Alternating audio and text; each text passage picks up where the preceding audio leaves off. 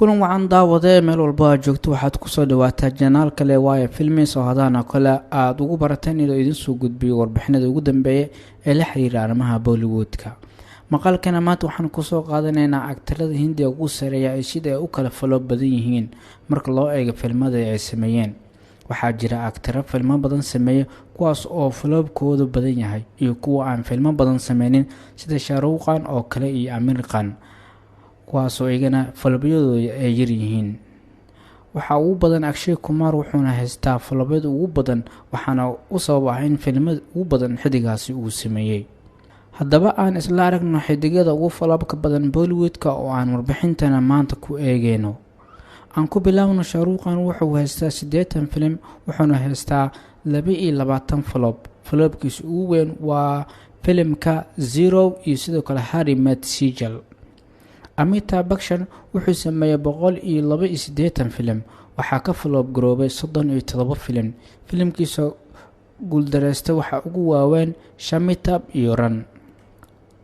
Ajay Devgan wuxuu haystaa 100 film waxaana ka falob noqday 48 film.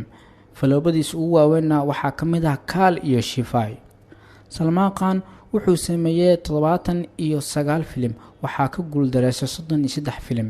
filmadiisa guuldareystay waxaa ugu waaweyn Men or Masters Kana iyo Jai Ho. Aamir Khan wuxuu sameeyay 43 film waxaa falob ka noqday 14 film. falobadiisa ugu waaweyn waxaa ka mid ah Jags of Hindustan. Akshay Kumar wuxuu sameeyay 117 film waxaa ka guuldareystay 50 film. falobadiisa ugu waaweyn waxaa ka mid ah Kambaq Ishqi, Blue iyo sidoo kale 8x10 Tasveer. Shahid Kapoor wuxuu sameeyay 31 film waxaa ka falob garoobay 16 film.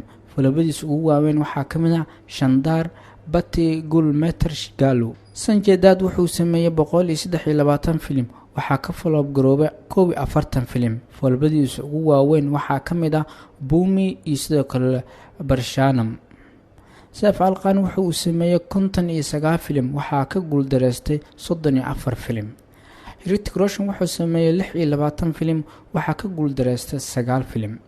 Ranbir Kapoor wuxuu sameeyay 15 film waxaa ka guuldareystay 9 film. Ranveer Singh wuxuu sameeyay 12 film waxaa ka falob garoobay 4 film. kuwaasina waa xidigada Hindiga ugu waaweyn xilligan ee filmada la daawado iyo sida ugu kala falob badan yihiin. waad ku mahadsantahay daawashada warbixintan haddii aad ka heshana la wadaaga asxaabtaada.